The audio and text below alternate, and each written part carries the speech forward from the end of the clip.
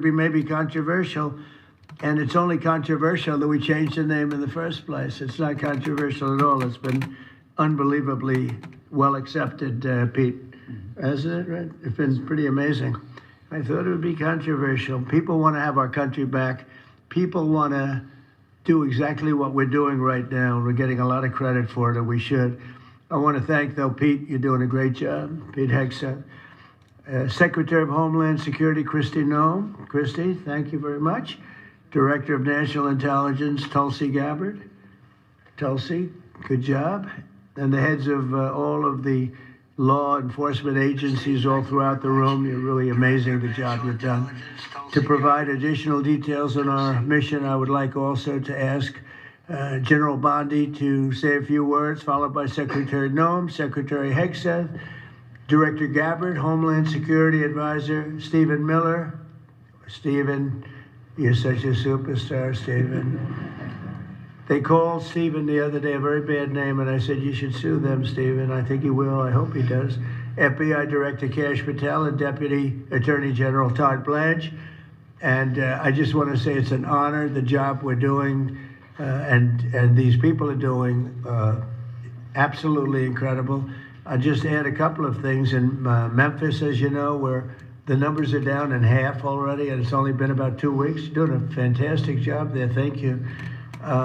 Incredible. Nobody thought it was possible. It was really it was a very sick city. It was horrible what happened there. People would go from, if you're on the board of FedEx, they would ride you 1 block to the hotel. They said you couldn't walk it because it was too dangerous, and they're already feeling better about it. But the best example right now is Washington, D.C. We went from one of the most unsafe places in the planet, I hate to say, but in this country, to a totally safe city. It's nothing's crime-free, I guess, but this is about as close to crime-free as you're going to get. And you guys have done an incredible job with that. Every one of you have worked so hard on this one, and it's our nation's capital. And people would go to the nation. They'd go from, I always say, Iowa, Indiana. They'd go from Florida. They'd come up. They want to see the monument. I want to see the Lincoln Memorial. I want to see one of the monuments, any one of them, and they'd go home in a coffin. But not anymore. It's not happening anymore. We haven't had that happen in a long time. It was averaging more than one a week, one person a week. Who would think that's possible? And it hasn't happened anymore. And we have a safe city. We have a city where the restaurants are booming. People are going out. Nobody's being mugged, hit over the head with a baseball bat. None of the stuff is gone. We took out 1,700 criminals, many of them career criminals, many of them given to us by Joe Biden and his ridiculous open borders policy. They came in from jails from all over the world, not just South America, from all over the world. Jails, they came in from mental institutions and insane asylums all over the world, drug dealers, and we got them the hell out of here. They're either that, or if they're so bad, as I said before, we put them in jail because we can't take a chance that they come back. But I want to just say that Washington, D.C. is such an example of what could be done. And now the same thing's happening in Memphis. We're just halfway through the process, and already the numbers are far superior, far better than what we would have thought at this time. And Chicago, I just saw the number. Last week, it was last weekend, 4 were murdered, 11 were shot. And then I have this guy Pritzker's a very weak governor. Let me be nice. I'm going to be very nice. He's extremely weak. He's pathetic. I have Pritzker get up and say how great they're doing in Chicago. They're doing very poorly. So 4 were murdered, 11 were shot. I would say, and that was not a bad week for him. Okay, that was not a bad week. He's had somewhere 18 or 19 were murdered. And you know what his excuse was? Yeah, but that was a long weekend. Okay, can you believe it? He said that was a long weekend. He's bad. And the mayor is worse. I mean, that mayor is worse. Low IQ, very low IQ. And we don't need low IQ people. We need people that are going to take care. And I love Chicago, and I love those beautiful women.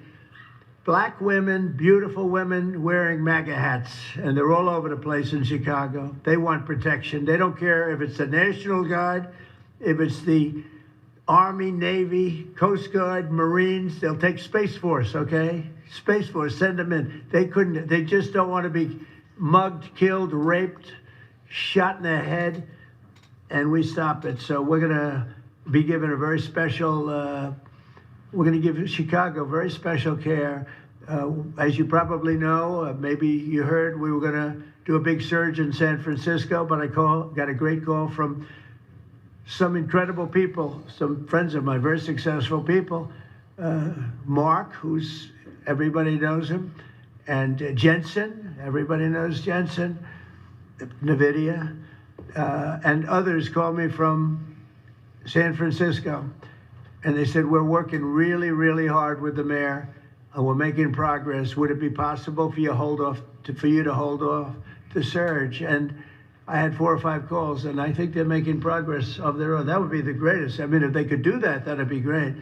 And they have great competence in those people. I mean, incredible competence, some of the smartest business leaders. And they're working very well with the police department. They're doing a good job. So we are holding off that surge, everybody, and we're going to let them see if they can do it. I said, I think we can do it much faster. I know we can do it faster. I think we can do it better than anybody. We can take criminals out that they're not going to know about, and probably they don't have the legal authority maybe to do what we can, but I'm okay with it. And we're going to let San Francisco, has the potential to be, it was a great, great city, has the potential very quickly to be a great city again.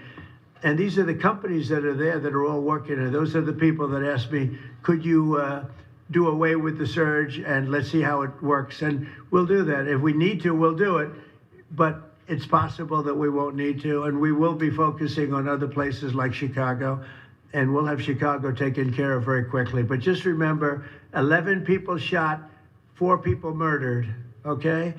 And that was this weekend, and that was Chicago. And then you'll see Pritzker get up and talk about, well, we have it under control. They don't have it under control. Just the opposite, it's getting worse. So we'll take care of, as soon as we give the go-ahead, which is all I have to do is give the go-ahead. We won the big court case the other day on the National Guard. That was a good case. Same thing with Portland, speaking of that, because that's where we won it. But I mean, I looked the other night, Saturday night, Portland is like burning to the ground, and these people are saying it's just friendly stuff. The whole place is burning to the ground. So we'll take care of that one. That's like an insurrection more than it is anything else. That's crazy. Portland's crazy. And then you listen to these radical left people talking about it's really okay. You're seeing things. You're really seeing things. So we're going to take care of Chicago. We're going to take care of Portland. We're going to take care of Memphis. We're proud of D.C. There's nothing to take care of anymore, but we're not going to let it ever go bad. It's never going to happen again, our nation's capital. And with that, I'm just going to tell you that Pam Bondi has done a fantastic job. And Pam, would you say a few words, please?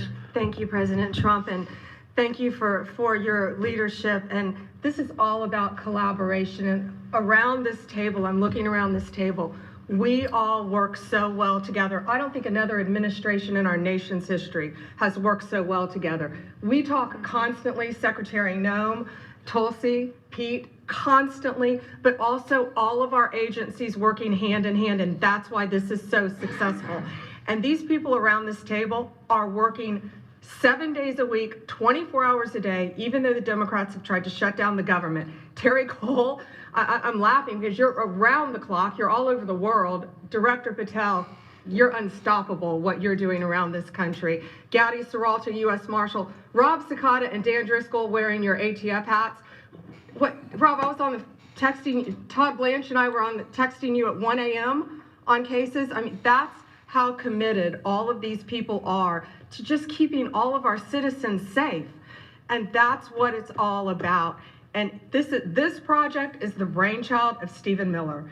And you are doing so much to keep our citizens safe, our kids safe, and get these drugs off our streets. Like the mayor of San Francisco and I are going to be meeting on fentanyl in a few weeks and working hand in hand on that. Secretary Noem spoke to him.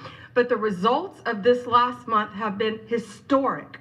As the president said, in the last month, think about this, 3,200, more than 3,200 Violent gangs and drug dealers have been taken off the streets. Off the streets. Now, Director Patel and all of these agencies have also been working so hard on getting the leadership.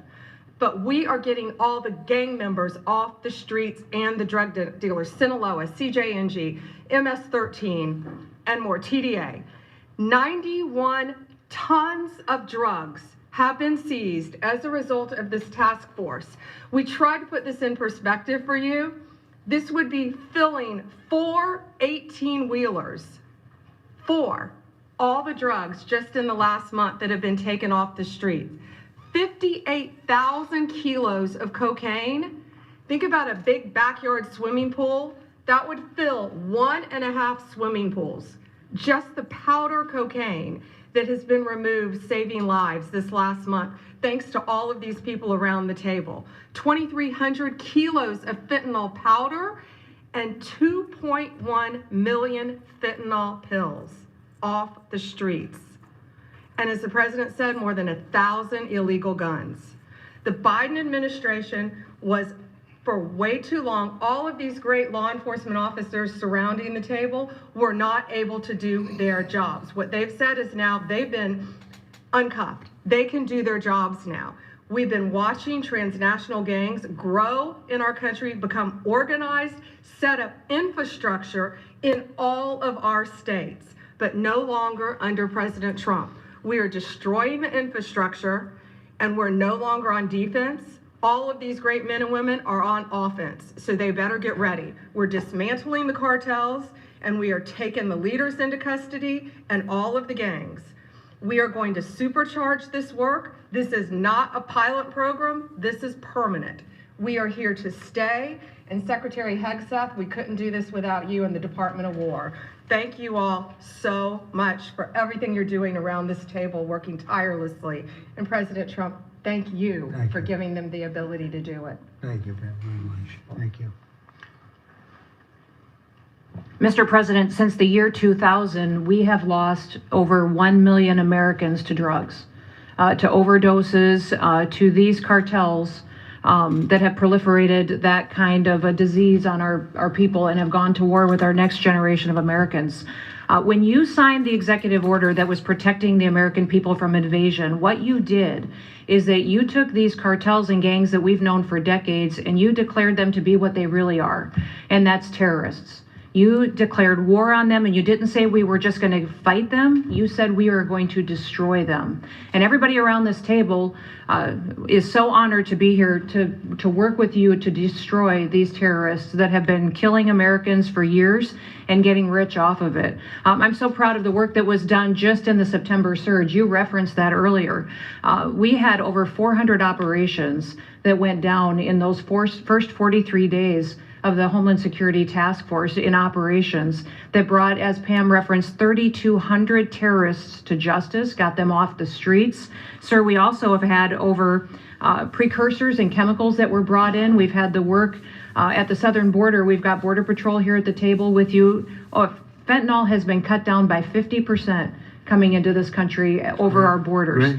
We've continued to work not just nationally, but internationally and on our maritime borders as well. The ICE agents that have so much violence against them and threats against them, sir, they get up every day ready to work with this task force to be able to keep people safe. And then we've got Coast Guard, who's been doing just a ton of our incredible interdictions out on the seas and the waters in cooperation with operations that you've targeted in the Caribbean with the Department of War. And sir, I just want to thank you for the leadership you put at this table, for your cabinet members, for Stephen Miller, for putting this in place to make sure that what you did when you consolidated the Homeland Security Task Force, you took 1,000 other task forces that were already established in the federal government and you streamlined them into this room, into this group right here, so that we can look at each other in the face every day and say, what's our problem? How do we address it? How do we fix it? And then we go to work together with our arms linked to do exactly what you told us to do. And that's not just protect the American people from invasion, but to kill these terrorists. You gave us the task to eliminate them, destroy them, so that they can't destroy the next generation of Americans. So thank you, sir. Thank you for the people you put around this table. Thank you very much. That's a great job. Thank you. Pete? Yes, sir. Well, thank you, Mr. President, for your leadership. Chief, likewise, Tulsi and Todd and Dan and Pam and Christy and Stephen and Cash. I mean, I could go around the table. From the Department of War, we are thankful and grateful for the incredible effort that your agencies put in. And we could not be more proud to stand shoulder to shoulder with you, not superficially, not kind of over here, but front and center on the Homeland Security Task Force, right there with you. Because our department has spent over 2 decades defending other homelands, and we're very proud to be defending our own. And if you talk to the troops down, say, on the southwest border, Mr. President, morale is sky high and continues to be, because they're proud to be defending their own communities, their own state, and their own country. So when that executive order was signed, the mission was clear: protecting the American people against invasion. And so the Department of War went straight to the southwest border. We still have 10,000 troops there. We have national defense areas. We're standing alongside the Border Patrol, and we've locked that border down, 100% control of the southwest border. We stopped the invasion. And then we're proud to be going on the offense, counter-cartel operations. And it's not counter-cartel, as was mentioned. These are designated terrorist organizations, foreign terrorist organizations. Our generation spent the better part of 2 decades hunting Al-Qaeda, hunting ISIS. Well, as the president said, this is the ISIS, this is the Al-Qaeda of the Western Hemisphere. They intimidate, they terrorize, they extort, they poison the American people. The president's right. Every boat we strike is 25,000 Americans whose lives are saved because of the drugs that were headed in our direction. So our message to these foreign terrorist organizations is: we will treat you like we have treated Al-Qaeda. We will find you, we will map your networks, we will hunt you down, and we will kill you. And you've seen that evidence in the maritime domain, whether it's in the Caribbean or in the Pacific with the last 2 strikes. We know exactly who these people are. We know what networks they work with, what foreign terrorist organizations they're a part of. We know where they're going, where they originated from, what they're carrying. And they know we know. And that will soon start to change the calculus of these boats. So the critique of this is, of course, as often is the case, wrong. We know our authorities. It's locked tight, and we're going to treat them like foreign terrorist organizations on the offense. So the Department of War is not going to degrade or just simply arrest. We're going to defeat and destroy these terrorist organizations to defend the homeland on behalf of the American people, making the jobs of law enforcement safer in the process, making the communities of Americans safer in the process. We think it's a very core mission of the Department of War, and we're proud to be here, Mr. President. Thank you very much, Pete. Thank you. Tulsi, please. Yes, thank you, Mr. President. The key reason that you are hearing about these incredible effects is, number one, the team that you've assembled here and the leadership and the tone that you have set, first and foremost, about keeping the American people safe. The intelligence community plays a critical role in being able to support our law enforcement at the federal, state, and local level to make sure that they are armed with actionable intelligence to be able to actually go after those who threaten the safety and security of the American people. Mr. President, under your leadership, for the first time, there is a newly created National Intelligence Fusion Cell at the Office of the Director of National Intelligence, National Counterterrorism, that has a very simple purpose: to make sure that we have two-way intelligence sharing of actionable information between the intelligence community and law enforcement. I want to talk briefly about 3 successes that we've had just here in the last few weeks, Mr. President, through the success of this interagency fusion cell. Just this last week, our National Counterterrorism Center supported, through actionable intelligence to both U.S. law enforcement as well as Mexican law enforcement, the arrest of a Sinaloa cartel boss, El Plato, in Juarez, Mexico, as well as his top 3 money launderers. In a separate and recent successful interagency operation, NCTC worked closely with the U.S. Marshals Service that led to the arrest of another dangerous Sinaloa cartel member responsible for tracking a huge amounts of cocaine and hundreds of thousands of dollars in this single incident with drug proceeds through his network. And I'll say the last example I'll share is probably the most insidious, was providing intelligence to the Mexican law enforcement that led to the arrest of a CJNG cartel-affiliated baby trafficker called La Diabla. Her whole money-making operation was centered around luring pregnant women, performing illegal C-sections, harvesting organs, and selling newborn babies. Mr. President, it's your leadership that has made all of this possible. I can tell you, in the midst of this government shutdown, our folks, like everyone around this table, are working 24/7 without pay and eager to get after this because they believe in your leadership and the mission that you have presented to them. Thank you, Mr. President. I'll hand this off to Homeland Security Advisor Stephen Miller, the leader of this task force. Let me just say, Mr. President, that this country was going to die without you. This country was going to actually die without you. That's what we were facing in 2024. We've been invaded for 4 years. Our communities were sinking. Our public safety had gone to zero. Cartels were running entire communities. Sex trafficking, child trafficking, labor trafficking was out of control. Overdoses were out of control. The cartels were claiming more and more territory. City services were buckling. This was a country on the verge of dying, and you alone saved it. And when you stepped forward originally in 2016, you started the movement to make America great again. And that means make America great again in every way. And that means safety and prosperity and peace and freedom from cartels and crime and gangs. And your vision and your leadership in declaring war on the drug cartels is the single most successful public safety initiative in American history. And I need the media to understand what President Trump has done. People have been talking about drug cartels for longer than I've been alive. And everyone has just taken for granted that they can't be touched or stopped. They're too big, they're too powerful, they're too evil, they're too murderous. They can operate with impunity.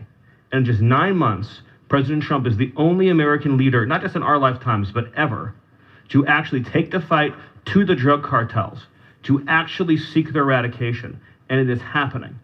And so while the Democrats are shutting the government down and fighting for free health care for illegal aliens, look at what President Trump has assembled here. He's assembled a team under his vision, direction, and leadership that is saving hundreds of thousands of lives. Hundreds of thousands of lives. And only President Trump could have done this.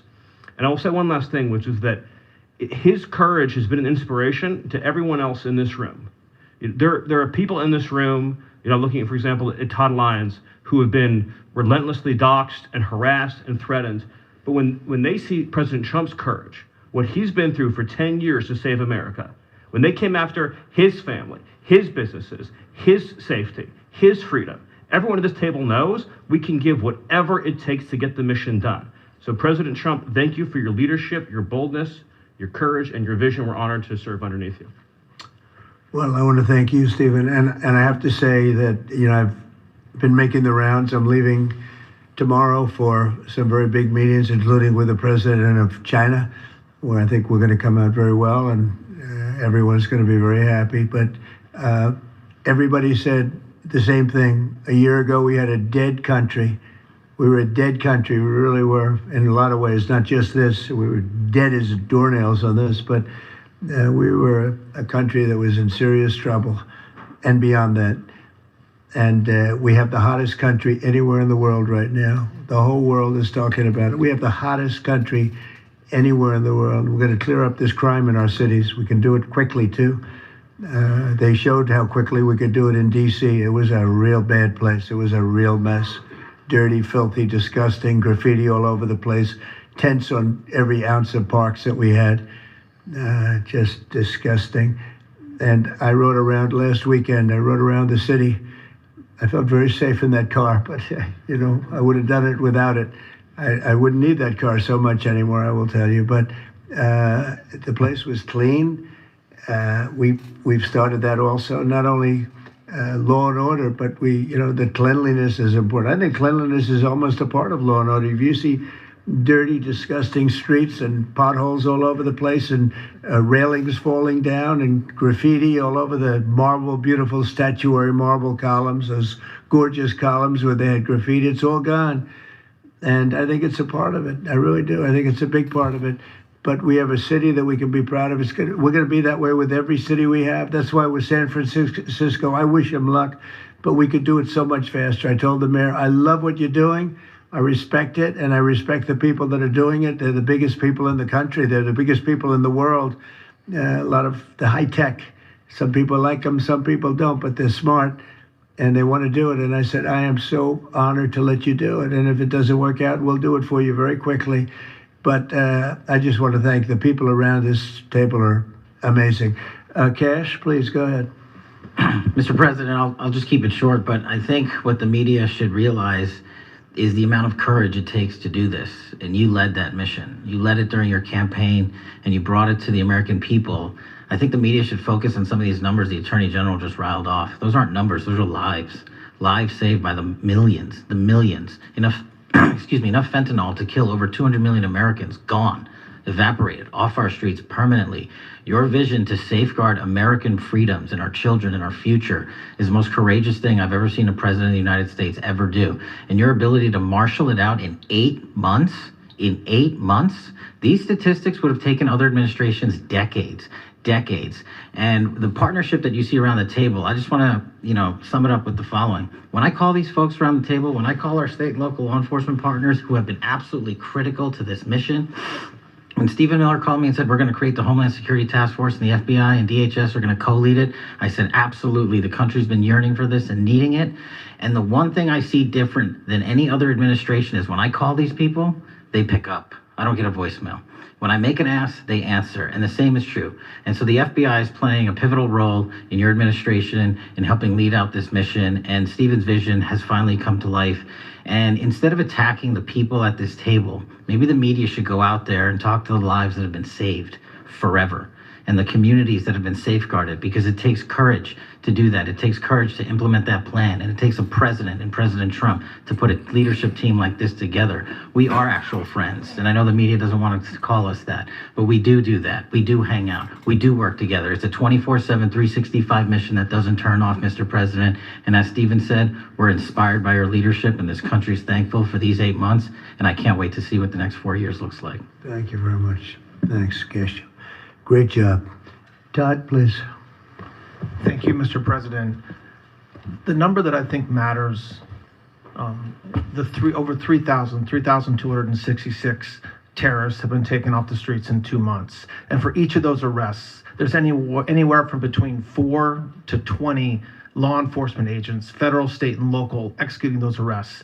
And that means every one of them are putting their lives on the line to make these arrests, to make our communities safer. And so what I will say to them is thank you, but also what I will say to them is that to the extent that there are politicians, as recently as today, suggesting they are doing something wrong. We have governors, district attorneys, mayors, and even congresswomen suggesting that our federal law enforcement and the state and local law enforcement that are helping them are doing something wrong.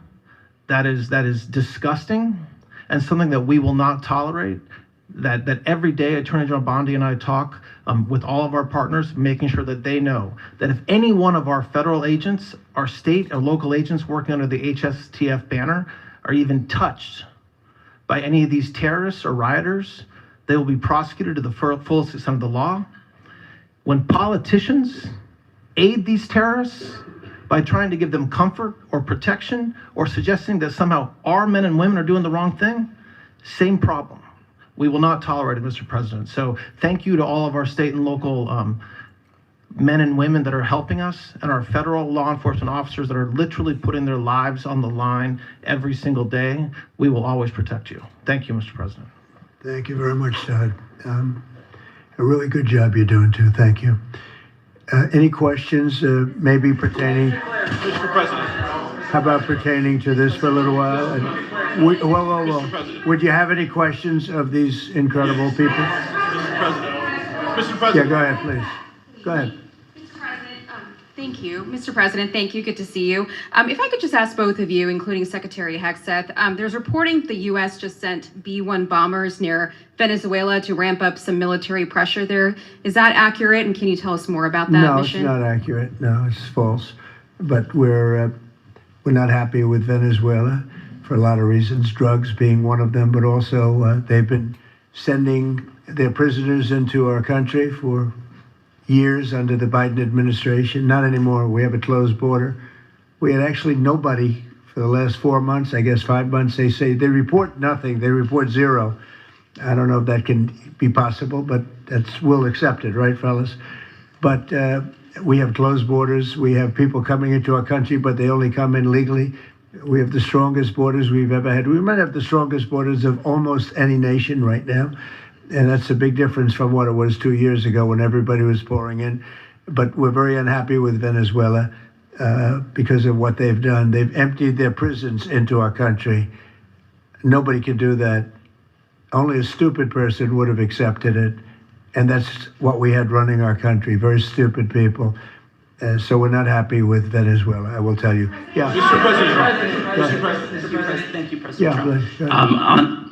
On You okay? Yes. On fentanyl. We're gonna lose Sorry you. about that. On We have fentanyl, some President good Trump. medical help right over there. That's all right. On fentanyl, according to CDC data, nearly 330,000 Americans died over the past 5 years from fentanyl. That's 1 in every 1,000 Americans who died. It's more than that, but it's and all right.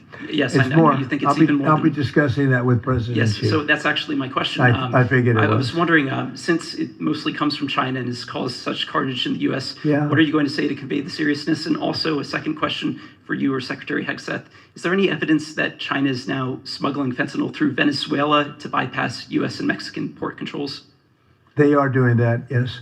But they are paying right now a 20% tariff because of fentanyl. That's billions and billions of dollars that they're paying. We're actually, on November 1st, the tariff on China goes to 157%, which is record-setting territory. And we don't want that because it's not sustainable for them. They can't sustain that. We don't want them to have to go through that. So I'm meeting with President Xi, and I would say we have some big issues, like with the farmers and various other things. But the first question I'm going to be asking him about is fentanyl. And if you think about it, they make $100 million. Think of this. They make $100 million selling fentanyl into our country, $100 million. They lose $100 billion with the 20% tariff. So it's not a good business proposition. It's $100 billion approximately that they have to pay. It's a big penalty to make $100 million. So I think they want to do something. They want to put it on the list. It's on the list. It's one of the things we're talking about, and I'm putting it right at the front of the list. So they pay a very big penalty for doing that, and I don't think they want to be doing it. And we'll see what happens at the end of next week, because I'll be meeting next week, as you know, along with, we're stopping in Malaysia, we're stopping in South Korea, we're stopping in Japan.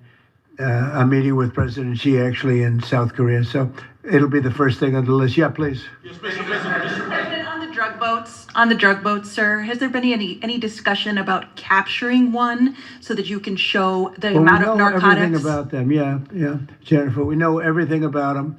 We know where they're coming from, who they're coming with, generally who's in the boat. I'll let Pete discuss it a little bit, but they have incredible intelligence. And, you know, usually when you see 5 engines, I've never even seen that before, but when you see 5 engines on a boat going about 65 miles an hour, loaded up with white powder in silver cases, generally speaking, that's not a good sign. They're not going fishing, right? And you don't see any fishing rods, right? So, Pete, I'll let you discuss that a little bit, please. Well, yes, sir. Likewise, generally you don't see fishing in submarines either, sir. So the U.S. military, as I mentioned, nobody better in the world at mapping networks, identifying who's connected to who inside terrorist organizations. It's just the media is used to hearing that when it pertains to Afghanistan and Iraq and ISIS and Al-Qaeda. But if you reframe how you understand the world in our own hemisphere, that's exactly what these foreign terrorist organizations are. And so we will track them, we will map them, we will network them, and we will hunt them and kill them because they're trying to, and they are killing and poisoning the American people. And inside that, we have all the license necessary, all the authorities necessary to take these kinetic strikes, and we'll continue to take them. And we've been, you know, just to add, because I think it's important, we've been capturing them for years. You know, it's not like, gee, let's capture one. We've been doing that for years, for 25 years we've been doing it. Not at a level like we're doing it now, I mean, just with the hits we're hitting, but we have much more intensity than any administration's ever had. But we've been capturing these boats for years, and they get back into the system and they do it again and again and again. And they don't fear that. They have no fear. The thing I can tell you right now, it's very hard to find any floating vessel right now on the Pacific or in the Gulf, and I would like to call it by its official name, the Gulf of America. Another little triumph of the Trump administration. I said for years, I said, why do we call it the Gulf of Mexico? it's 93%. The shoreline is 93% ours. I never understood that. So I made that change. I never realized how easy that was going to be, other than, I guess, AP. AP fought us in court, and the judge said, but that's the name. And actually, they were sort of semi-prohibited from even covering us after that. It was pretty amazing. But we have the Gulf of America, and there are very few boats, very, very few boats, not even fishing boats, to be honest. I don't want to do that to the fishing industry, but it's been so effective.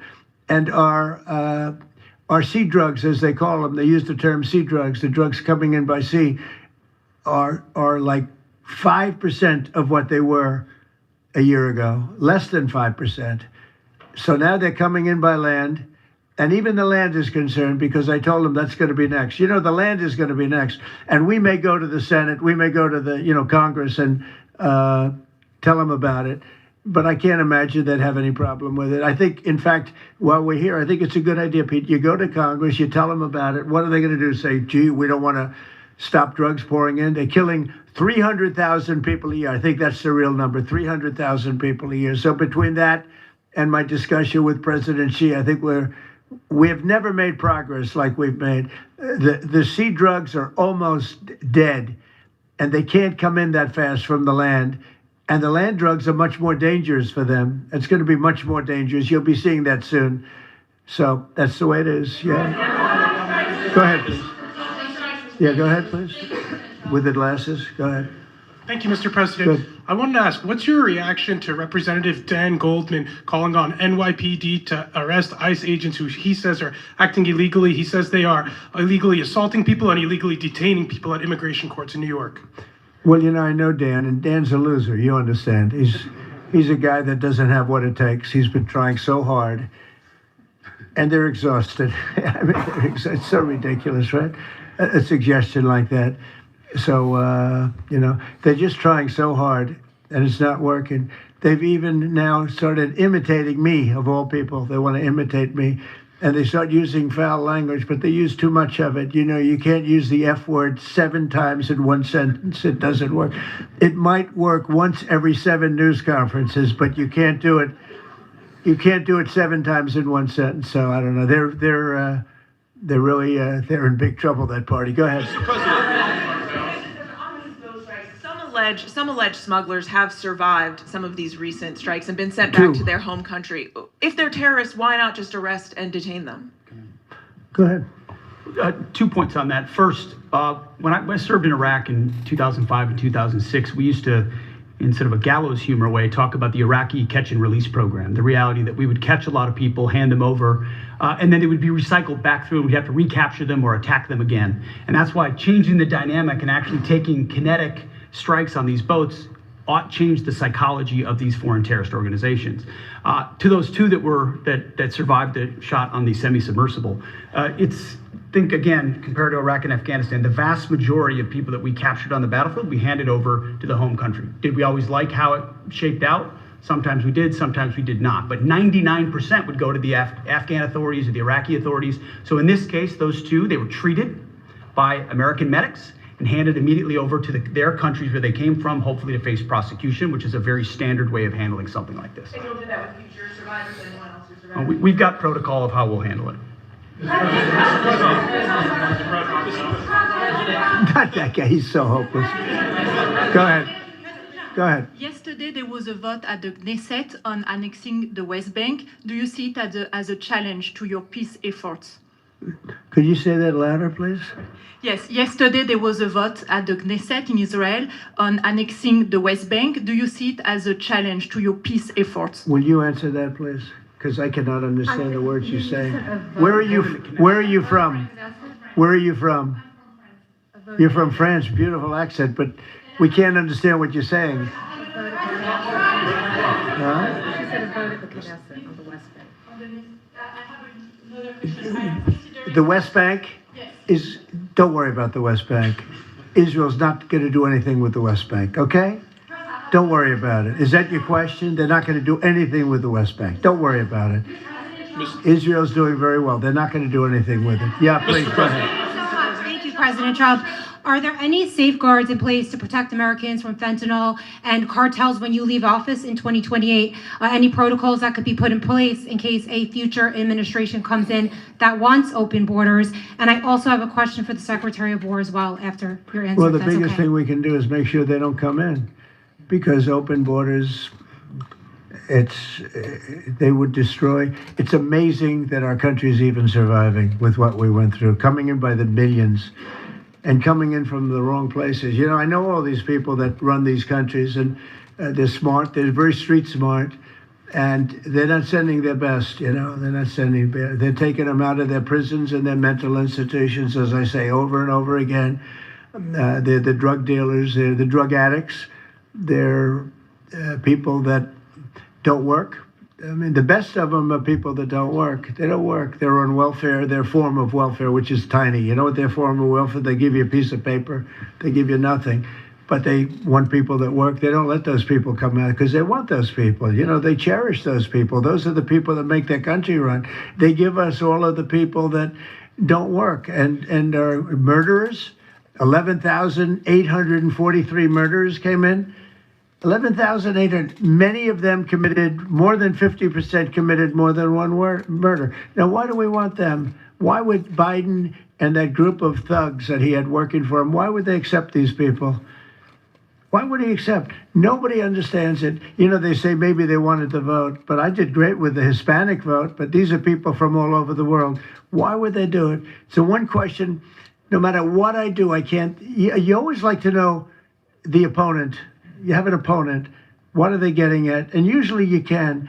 Why would they allow 20 million, maybe 25 million people into this country, almost all of which, but most of which should not have been allowed into our country?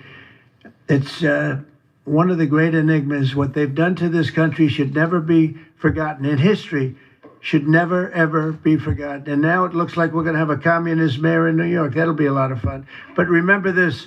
They have to go through the White House. Yeah, please, go ahead. Today you pardoned the founder of Binance. Can you explain why you chose to pardon him? And did it have anything to do with his involvement in your Which one? Who is that? The founder of Binance. He has an involvement in your own family's crypto one, yes, business. I believe we're talking about the same person, because I do pardon a lot of people. I don't know. He was recommended by a lot of people. A lot of people say that, are you talking about the crypto person? A lot of people say that he wasn't guilty of anything. He served 4 months in jail, and they say that he was not guilty of anything, that what he did, well, you don't know much about crypto. You know nothing about nothing, you fake news. But let me just tell you that he was somebody that, as I was told, I don't know him. I don't believe I've ever met him. But I've been told by a lot of support. He had a lot of support. And they said that what he did is not even a crime. It wasn't a crime, that he was persecuted by the Biden administration. And so I gave him a pardon at the request of a lot of very good people. Yeah, please. Yes, Dan. President, thank you so much. This is the kind of question I like. Yeah, right the numbers from this task force are jaw-dropping. I wanted to know, this is a question for you and both Stephen, since it was said this is your brainchild. What are the lessons to be learned from the success of the task force, and what are your continued goals with this task force now that you have about 3 years left? Well, the best thing we have going is we have such talent around this table. I could go over every one of these men and women, and we have unbelievable talent. They've got the naturals, you know, like somebody that hits a baseball or a golf ball or a, you know, that you see more, it's more evident. It's beautiful because it's sports. You can tell somebody right away, are they good or are they not? These people are the most talented people at what they do. And when we started talking about this, Stephen and all of us, it seems so easy. What is surprising to me is how quickly we can straighten out a large city, a big city, a mean city, a city that's sick, that got very sick with guns all over the place, with bullets shooting all over, where you take your life in your hands if you go out and buy a loaf of bread. That's not America. That's not our country. And those people don't care how you do it. They just want it done. They really do. You know, when you go to the people in the street, they don't know, is it National Guard?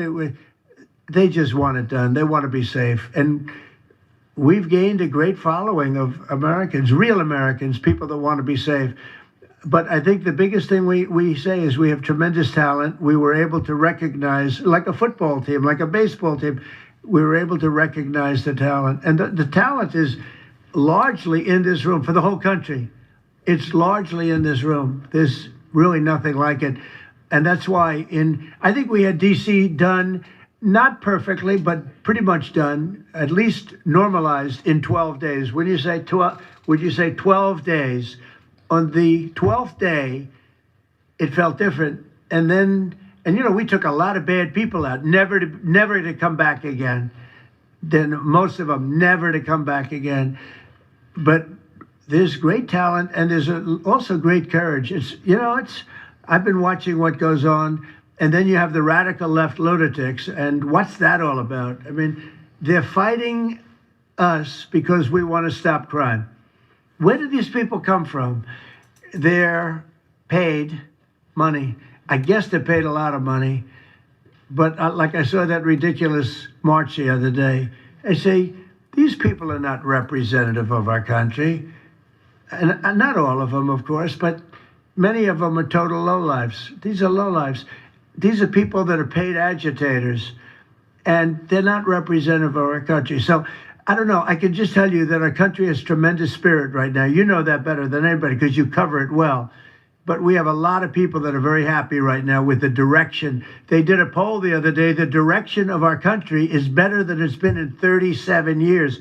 And I'm upset because I think it should be better than that. I actually said we should be better than that. So, thank you very much for your question. Brian? Mr. President, yes. Thank you, Mr. President. You guys have done an amazing job in Memphis. Some of those numbers are staggering, and we've gotten message on social media wanting to thank you for that. But I think, can you talk about the number of missing children you guys have discovered in Memphis? That's amazing. Well, it's hundreds of thousands were lost through Biden and the Biden administration, and we are getting a lot of them back, but they're either dead, they're slaves, they're captured in some form. But think of it, hundreds of thousands we're talking about, not even believable. And they came in through the border, they were sold, they were bargained for, and this was all Biden, meaning Biden and Obama, the same mentality, frankly. I think it's the same mentality. Let me tell you, Barack Hussein Obama was a lousy president. A lot of bad things happened. Remember when they used to talk about Trump with the jail cells? Well, he built the jail cells for the children. He built those jail cells. Remember that came out? But sir, they were built in 2014. You remember when that came out? After me going through that stuff for about 2 weeks, and then they found out it was Barack Obama that built those jail cells. No, these people they were bad leaders. I hope we don't have it again. I hope we don't have it again because, our country's come back a long way, but it can only withstand so much, and we don't want to ever go through that again. We never want to have open borders again. We don't want to have men playing in women's sports. We don't want to have transgender for everybody. We don't want that. We want to have a great country with low interest rates, nice housing, great education, a strong military, the basics. Yes, please. In last night's New York City mayoral debate, Zohran Mamdani said he would close Rikers Island if elected. What kind of impact would that have on public safety? Well, it's not good. I guess it's not a very nice place, but you need it. You need something. You have a lot of additional people in New York City that should not have been here. They came here through the open border, through Biden's. I don't know how they even do it. New York City's always been tight for money. And then they spend, $8 billion, and nobody complains about it, on people that just showed up and they just came out of nowhere. Where did they get the money? All of a sudden they have money. I tell you what, we have to keep our prisons very fair and very safe, but you get a lot of criminals. We have a lot of additional criminals. I used to talk about it. They used to say, well, only good people come in from foreign countries. I said, that's not right. I didn't know that for a fact, but it had just started, right? The open borders and people flowing in by the millions. They make our criminals look like the nicest people on earth. That's the only good thing. They make our criminals look like nice people. They are the meanest, the most vicious. Tren de Aragua you don't get any sicker. They cut people's fingers off because they called the cop. Did you call the cop? Yes. They cut off his finger so he can't call the cop anymore. And then they say, next time we're going to cut off your hand if you cut, because they took over his apartment in Colorado. You know, Colorado, they took over a town, then they took over another town, and you have a weak governor over there. He doesn't know what the hell he's doing, so he lets it go on. But we're getting them out of here. We're getting them all out. They're going back to lots of, not just Venezuela, they're going back to lots of countries. Venezuela would be one, however. Yeah, please. Thank you, Mr. President. Yeah. A moment ago, you said that if Secretary Hegseth went to Congress and briefed them on the operations No, we against will these- go, I said. You will go. And We it would will be go. We're difficult gonna for them go. to object. I don't see any loss in going. No reason not to. You know, they'll always complain, oh, we should have gone. So we're going to definitely, I'd like to just tell you, let's go. We'll go. Mr. We're going to President- tell them what we're going to do, and I think they're going to probably like it, except for the radical left lunatics. And Mr. President, if you are declaring war against these cartels and Congress is likely to approve of that process, why not just ask for a declaration of war?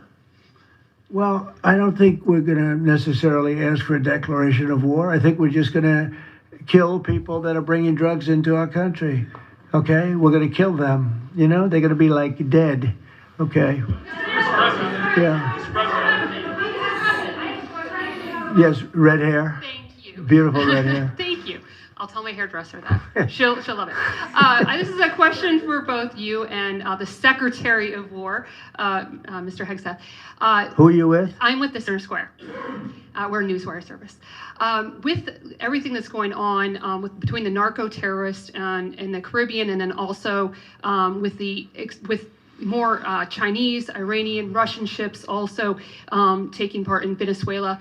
Are you have any plans of expanding operations out of Roosevelt Roads and in fact placing home porting some ships there? Yeah, go ahead, Pete. We're familiar with the location that you're referring to, and we'll make sure that we're properly displaced in order to deal with the contingency we're dealing with there, and also any ways in which other countries would attempt to be involved also. So we can walk and chew gum. We're definitely keeping our eyes on near-peer adversaries at the same time, but we think sending a message on these cartels, these narco-terrorists, is an important inside our hemisphere, which for far too long, other presidents, as the president pointed out, they've ignored our own backyard and allowed other countries to increase their influence here, which only threatens the American people. We're changing that. One big thing that has happened, though, because you mentioned expansion and expand our efforts. So when I was running for office, second term, everybody was talking about the fact that nobody wanted to join the military, nobody wanted to join the great police force. You know, they didn't want to join New York's finest or any of our police forces. They didn't want to join anything having to do almost like with the country with the uniform. We are setting records with the Army, Navy, Air Force, Marines, Space Force, Coast Guard. We're setting records. We've never had anything like it. And I'll tell you when it started, November 5th. We didn't even have to wait till January 20th. They saw spirit. And now we have people coming in that it's unbelievable. And if we wanted to increase our military force, if we wanted to increase any one of these, including police forces, they can now get men. People didn't want to be policemen and women. They didn't want to be firemen and women. They didn't want to go into the military. We were having tremendous recruiting problems, and now we're setting records. We literally, last year at this time, you were doing stories that the recruitment was a disaster. We couldn't get men and women to go into the military. Now we have such an overabundance. We've never had, I mean, it's, as I understand it, it's like record-setting recruitment. This is in less than a year. It's been amazing. So this is a good time to expand if we want to do it. And I think we should. I think we should. And we probably will. Yeah, please.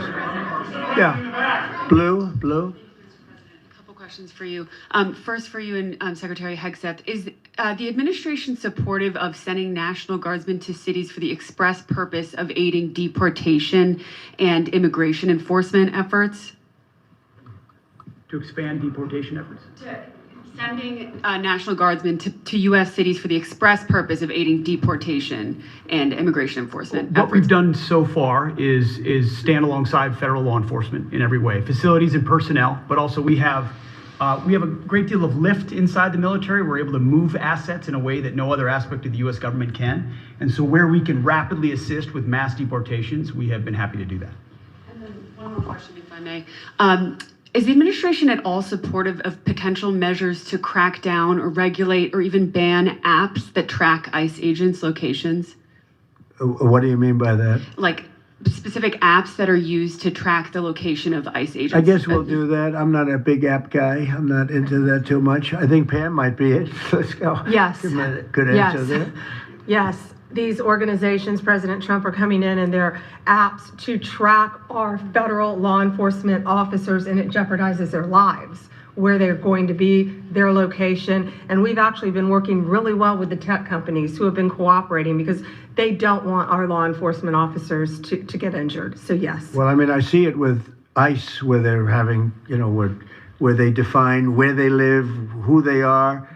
And, I didn't have a big view on the mask, but I now understand why they should wear masks. I think it's very dangerous for them not to wear masks. They can do whatever they want. I notice some do it and some don't, but it's pretty dangerous. But when you look at, you talk about that question, I think it's very dangerous, and I think you're coming down on that very hard, right?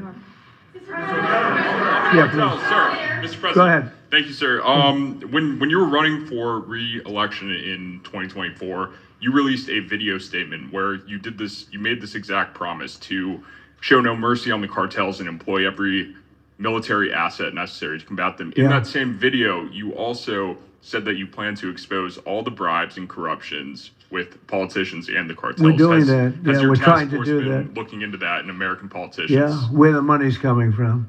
Because you see it. Like even that garbage deal they had this weekend, which was embarrassing to them, and the crowds were the crowds were not big. Those crowds were not big at all. But when you look at signs, and they're all made beautifully, the yellow signs, I saw the yellows, the blues, but they're all made professionally in a printing shop, looks like on Madison Avenue someplace. Some guy is paying for all that stuff. And we don't mind protest. Protest is a good thing. I protest. I'm always protesting, right? But when you see some of these people are going crazy. They're going crazy because they're getting paid. Because there's no reason for them to be going crazy. But you watch some of them, and they're professional agitators, and we are finding out who's paying them. Yeah, we have a lot of information about who they are. You're going to be very surprised when you find out. And I have a question for Secretary Hegseth. Sir, a memo circulating on social media details the establishment of a National Guard response force that's going to be trained in crowd control and civil unrest and deployed in all 50 states by April of 2026. Can you verify the authenticity of that memo, and do you have any more information on the operations? I'm not going to answer particulars on something that may be in the planning process, but we definitely do have multiple layers of National Guard response forces, whether it's in each state, whether it's regionally, whether it's Title 10 active duty, whether it's Washington, D.C. We've got a lot of different ways that constitutionally and legally we can employ Title 10 and Title 32 forces, and we will do so when necessary. Thank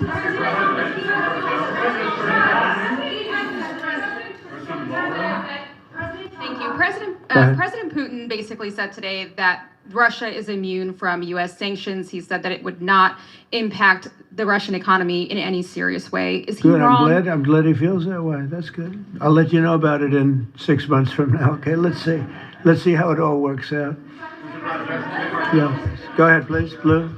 One question about the task force, one about the shutdown. I'm Taylor Poplars with Spectrum News. The same day you established this task force back on January 20th was the same day you pardoned the January 6th defendants. Yeah, very proud of that. Yeah. Just last weekend, one of them was charged with allegedly threatening to kill House Minority Leader Hakeem Jeffries. And a big theme of this task force has been allowing law enforcement to do their job and holding accountable people who go after law enforcement. Do you worry that your actions back on day one undermine what this task force is trying to accomplish? No, you have thousands of people that we're dealing with, and if one goes haywire, look at what this guy in Virginia said, where he wanted to kill his opponent. He's going to kill his opponent. He's going to kill his opponent's children and I think wife, and he continues to run. And the Democrats continue. He's running for Attorney General in Virginia. look what he said. So now, do you think all Democrats should be prohibited from living anymore? I mean, think of what he said. He's going to kill his opponent, and he's going to kill the children of his opponent, and I think the wife. I said, this guy's sick. That is a sick guy. And how do you vote for somebody like that? But I don't view that every Democrat would say that, because not every Democrat would say that. So you can't, you could have one person, but I don't know of the incident. I can say we're very proud of what we did. We had the courage to do something that should have been done. The problem sometimes the Republicans are too nice. They're a very nice party. The Democrats play a much dirtier fight. It's amazing. You go after dirty cops like Comey, and you go after, these are dirty cops. Letitia James is a dirty cop. You go after these people and they say how horrible you are, and yet I got indicted 5 times and impeached twice. Nobody says anything about that. They say, they actually said the other day, he's trying to indict somebody. I got indicted 4 or 5 times, Todd, maybe more than that. Yeah, I think you could say 87 times if you really think about it, right? With the charges, a bunch of phony guys, but nobody says anything about that. But they mentioned it the other way. No, the Democrats play a very dirty game. It's all they're good at. They're good at a couple of things: cheating on elections and playing very dirty. And they have one good trait: they stick together. They stick together. They stick together through the worst policies that anybody's ever seen. It's unbelievable how they stick together. And I respect them for sticking together, but it's a dead party because their policies are no good. Okay. Right? We'll do a few more and we'll go home. Wonderful. Everybody's going to go home. I'm going back to the Oval Office, however. Speaking of Democrats, there's a report that there's a grand jury on Adam Schiff for apparent mortgage fraud. If he is indicted, should he step down as a U.S. Senator? Well, I'm not going to comment on that. I would just say Adam Schiff is one of the lowest forms of scum I've ever dealt with in politics. He's a horrible human being, very dishonest person. I have no idea what's going on. You tell me that he's going to be indicted. I don't know. You could ask Pam. I don't know if she could say it. Probably you are allowed to say it, but I wouldn't know about that. I can only tell you he's a very bad. I think he's actually a sick person. Do you want to talk about that? We're not going to comment on any grand jury that's open. We can't legally. I don't know. By the way, I hope it's true, but I don't know anything about it. Yeah, please. Oh, millions of dollars, yeah. Well, I also give a lot of money to the White House. The White House is, as you know, I give my salary, and I usually like to steer it to the White House because this house was a little bit abandoned. First of all, for 4 years, you had a guy walking around that didn't know where the hell he was. And this house was not taken care of the way it was supposed to be. I take very good care of property. I was very good at that. And you'll notice the floors downstairs, I paid for them. Marble, the most beautiful marble you've ever seen. The white floors down in the palm room, they look like they came out of, I don't want to lose because they're big supporters of mine, Home Depot. So I'm not going to say bad, but they did come out of a box from Home Depot about 30 years ago. They were all broken, but now they have the most beautiful floors, the most beautiful lights and chandeliers. I think most of you, Brian, you've seen that, right? Yes. How beautiful is that? And I take care of it. So I spend millions of dollars on this building, taking care of it. It was not properly maintained, and now it's starting to gleam like it should. It should really gleam, and you should go down and visit the Presidential Walk of Fame. Have you seen it? It's quite good. I'm sure that a lot of people coming to the White House, it's hot. It's very hot, but it's really a tribute to the presidents, past presidents of our country. Yeah, please. Mr. President. Yeah, behind you, please. Yeah, go ahead. Thank Go you. ahead. So on Monday, a question for you as well as Secretary Noem. On Monday, Mayor Karen Bass of LA and Representative Robert Garcia, they held a press conference and they called for an investigation into DHS, accusing them of unlawfully arresting U.S. citizens and racially profiling and only arresting people because in Robert Garcia's words, they look like me. He's a Hispanic individual. Do you have a response to that? Are you asking me that question? You as well as Secretary arresting, They are arresting bad criminals, and they're really good at it too. I look at the numbers, they always like to say that, oh, you're arresting this and that. Then when you check it, you find out, geez, almost every single time, and obviously every once in a while they may get one wrong, but they always correct it. They're able to correct it. But they are arresting really bad people. They're arresting people that kill, people that would cut your throat and not even care about it. These are brave people, and it's very dangerous. And if they go even a little bit too far, they get into trouble, which is a shame. I protect them, but they get into trouble. But they're arresting very serious criminals, and they're getting them out of here. Okay, one or two more. Doug, do you have a question? I'd love to have Doug have a question, our great photographer, because he's such a great guy, and he might be the most talented person over there. I don't know. Go ahead. Let's hear your question. This guy's a real beauty. On the cartel strategy, hearing you talk about it as a war, hearing Secretary Hegseth talk about defeating and destroying and the comparisons to ISIS and Al-Qaeda, those efforts took American troops being engaged in foreign countries. Do you think that's ultimately where this is headed with the cartels, having American troops in countries like Venezuela? No, the cartels are very bad. They a lot of bad people coming in. They were interviewed recently, and they were asking people what their problem was, and one guy said, yes, I'm up for murder. Didn't know what he was saying, obviously. I'm sure his lawyer was not thrilled with his statement, but no, they're rough people coming into those cartels. Those cartels are rough. You look at what happens, the trip up is horrible, especially for women. They're being killed, they're being raped at levels that nobody thought even possible. In my opening speech, I mentioned that, but in a very light way. I mentioned the word rape. Then I found out that you take a look at what happens in those cartels. It's horrible what's going on. And we're doing the world a big service by just telling them, you don't have too many cartels now because they know when they get up here, they're going to be stopped. Under Biden, they were just flowing into the country. It didn't matter what you were, where you came from, what you looked like, what your record. They didn't check records. Millions of people came into this country that should not be in our country right now. We've gotten a lot of them out. It's the single biggest problem that we were given. Inflation, I've already taken care of. Economically, the country is the strongest it's ever been. Thank God for tariffs. If we didn't have tariffs, we'd be a third world nation. But thank God for tariffs. We're the richest nation in the world now because of tariffs. And we're able to economically protect ourselves, and we're able to really protect ourselves from a national security, situation. But we have cartels that, somebody came up with the word cartel. I won't tell you who that person was, but you got a lot of bad people in the cartels. And you could look at a country like Mexico, and I really respect the president. I really respect a lot of the people over there, but a lot of the leadership, but they are in fear in their own country, because those cartels are running those countries, okay? And that includes Colombia. Colombia is a drug den. It's a drug den, and it has been for a long time. You got a lousy leader over there right now, bad guy, a thug. But they make cocaine at levels that we've never seen before, and they sell it back into this, and they're not going to get away with it much longer. We're not going to put up with it much longer. Colombia is very bad. Mexico is run by the cartels. I have great respect for the president, a woman that I think is a tremendous woman. She's a very brave woman. But Mexico is run by the cartels, and we have to defend ourselves from that. Go ahead. Let's go with you. Go ahead. Let's listen to this beauty.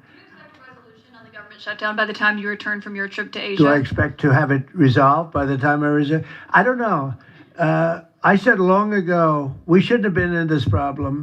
This was September 28th. They came due in Biden's regime, and before the election, September 28th, and they pushed it off into the future. And I was running when they did that. And when you're running, but I did say, what the hell are they doing? That and debt ceiling. They also pushed the debt ceiling past the election date. So that would mean the next president has it. But I did say that I think the Democrats have gone totally crazy. And you don't know what they're going to do, because They don't care about the people. They don't. I really think they have no leadership.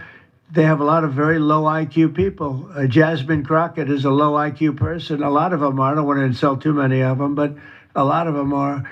They have no rudder. I don't think they know what they're doing right now. You know, they've never done this before. They always agreed to go and, you know, called an extension. Let's do an extension and talk. Even today, look at what happened today. They don't want to pay the people that have worked. And, you know, this was supposed to be this was a test. And they wouldn't pay the people that have been working. They said, no, we don't want to pay them. This is all the Democrats. Now, all we need is 5 Democrats. And I know a lot of Democrats that are saying they're more than 5. Probably not that many more than 5, but they're more than 5. And all we need is like 5 Democrat votes, so we open our country again. Sad, though, we have the greatest economy in our history. We have the highest stock market. All these things are rocking. We will have by the end of my first year more than $20 trillion of investment. The all-time record is $3 trillion. I think it's China. We're going to have $20 or $21 trillion. We've never had anything like it coming in because of tariffs. The money pouring into our country, the plants that are opening, AI, automobiles, everything. And the Democrats want to close our country. They're really, you know, they say deranged. They suffer. I guess it's Trump derangement syndrome, which I think is going down now as an official condition by the doctors. I think they get paid extra money if they handle it because it's more difficult to handle than a normal mental disease. But you know what? They really should approve an extension, get the country back to work, get the people paid. And, you know, it's very simple. You just don't know what's going on. There's something wrong with them. Yeah, it's sad, actually.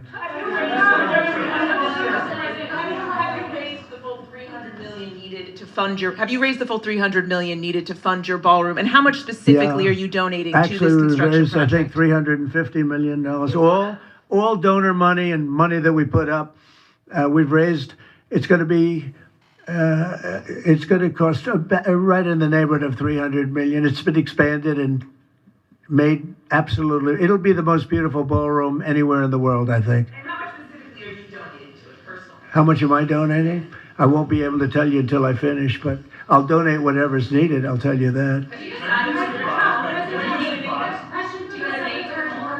Do I have a name for the? I won't get into that now. Yeah, go ahead, please. In the next couple of days, a lot of Americans are going to go without their first full paychecks. Federal workers. By the way, a friend of mine, talking about donors, a friend of mine, a man that's great. I'm not going to use his name unless he lets me do it. Susie can tell you about this, but he called us the other day and he said, I'd like to contribute any shortfall you have because of the Democrat shutdown. I'd like to personally contribute any shortfall you have with the military, because I love the military and I love the country, and any shortfall, if there's a shortfall, I'll contribute it. And today he sent us a check for $130 million. I would love to tell you he doesn't really want the recognition, if you want to know the truth, but he gave us a check for $130 million, which was sort of a shortfall, yeah. And that's going to go to the military, yeah. Is that the correct number? $130 million. That's what I call a patriot. Okay. Thank you very much, everybody. Thank you. Thank you.